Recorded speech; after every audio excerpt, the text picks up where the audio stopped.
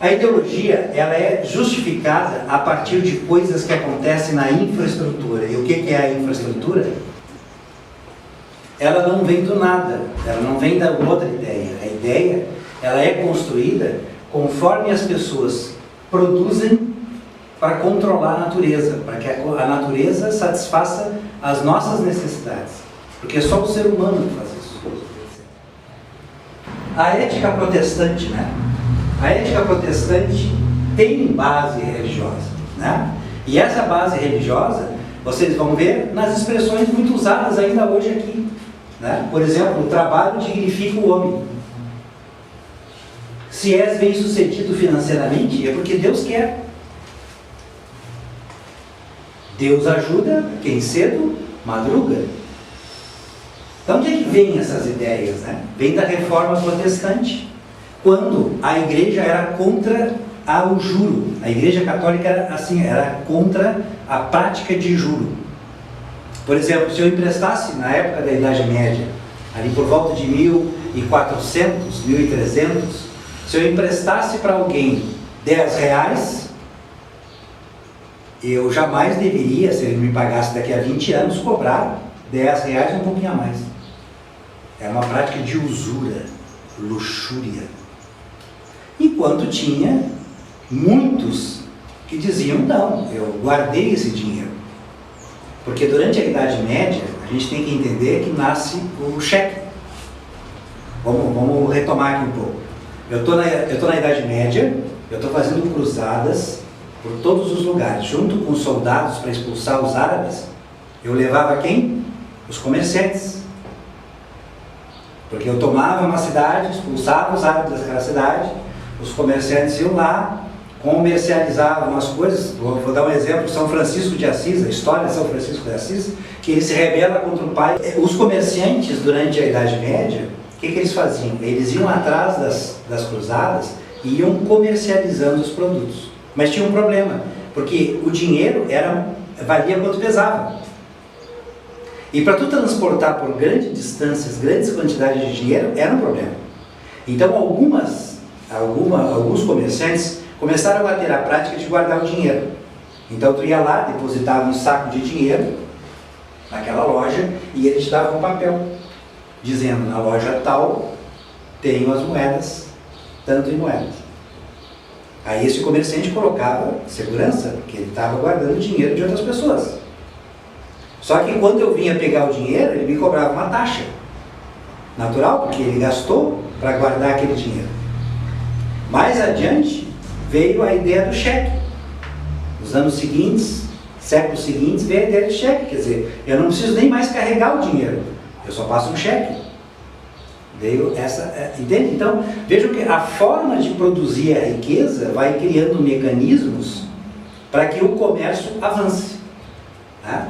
Então, o que eu tenho? A reforma protestante dizia, o juro é bom, porque se a pessoa tem sucesso comercial, é porque Deus quer assim. Aí tu tem Lutero, e tu estava num processo com Calvino, que dizia o seguinte, a igreja precisa entender de que o juro é uma coisa que ajuda a desenvolver as pessoas. Porque eu estou num momento em que eu tenho que obrigar as pessoas a trabalhar. Vamos a um exemplo. Para que serve aquele relógio em Londres, enorme?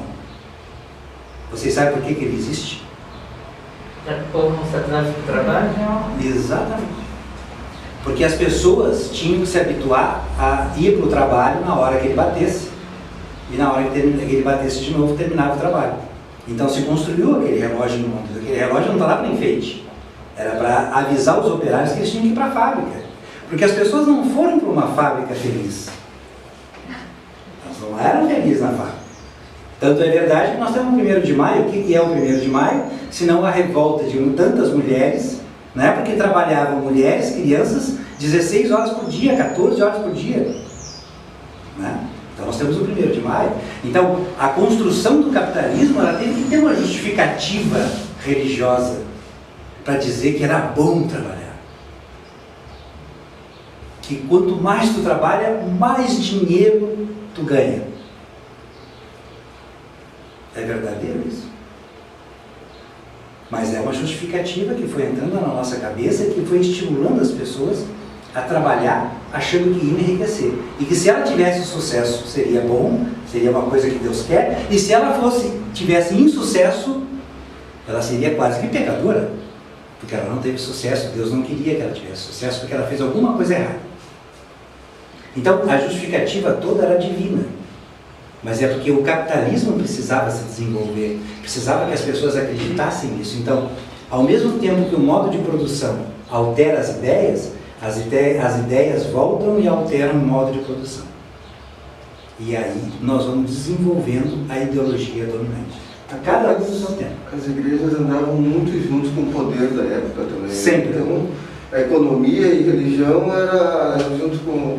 Porque o Estado, ele começa misturando igreja e estrutura. E essa estrutura misturada com a igreja, ela vai ser importante para quê? Para justificar a presença dessas ideias na nossa cabeça até hoje. Então a economia tem aqui o embrião daquilo que nós vamos ter hoje, que é a questão da cobrança do juro. Aí, pasmem, a igreja acreditava que o juro era um pecado. Chegou nesse ponto, né? E aí os reformadores mudaram essa história dizendo, não, está errado, o juro é uma coisa boa, ajuda a desenvolver, Deus quer assim, Deus quer o progresso das pessoas. Então foi uma grande separação na igreja. É claro que tem algumas coisas aqui, né, que eu quero mostrar para vocês que são políticas, né? Isso aqui são ações políticas, embora travestidas de questões religiosas. Por exemplo, o anglicanismo na Inglaterra, né? Tinha um rei lá que queria se separar, mas a Igreja Católica não pode aceitar o divórcio. Ele criou uma outra religião que permitia o divórcio. Pronto, aí eles se separaram. Simplificando a coisa assim. Então vejam, não existe nenhuma estrutura que não está eivada de ações políticas das pessoas para justificar e para defender os seus interesses, sejam eles individuais, sejam eles coletivos. A questão é de que lado nós estamos. De Goebbels, na questão de Hitler, o líder, o cara, ele precisava combater alguma coisa para ser considerado um líder. Então ele vai combater os israelitas. A base é que os judeus, eles estavam impedindo a raça pura. Os judeus eram os verdadeiros inimigos. Parece que vocês estão vendo alguém falar hoje, né? Quem são os nossos inimigos? E eles estavam explorando a Alemanha. Quando Hitler assume o poder, para vocês terem uma ideia, em 1934, a mulher ia comprar pão. Então ela pegava um carrinho de mão, enchia de dinheiro para ir comprar pão. Porque o dinheiro não tinha valor. E se o ladrão pegasse, ele pegava o pão, não pegava o carrinho cheio de dinheiro. Porque o dinheiro não tinha valor. Uma Alemanha destruída, desmoralizada. E Hitler é o líder que vai dizer, o problema eram os judeus. Porque os judeus tinham acumulado grande quantidade de riqueza. Porque eles tinham um outro pensamento. Não tinham o pensamento da Igreja Católica. Tanto é que os judeus mortos, eles antes de serem mortos, eles arrancavam os dentes de ouro das pessoas. Para depois mandar para a câmara de gás. Por que ele precisava disso? Para fazer a guerra. Eu não tenho condições de manter uma guerra se eu não tenho dinheiro. Eu preciso de capital. Eu tenho que encontrar um inimigo, de preferência bem rico, para me tirar dele toda a riqueza e fazer a guerra. Então não tem uma ideia, porque o judeu é mau. Não existe isso. O judeu tinha aquilo que Hitler precisava. Então eu criei uma ideia para justificar a minha atrocidade, a minha destruição daquele povo. Isso parece familiar?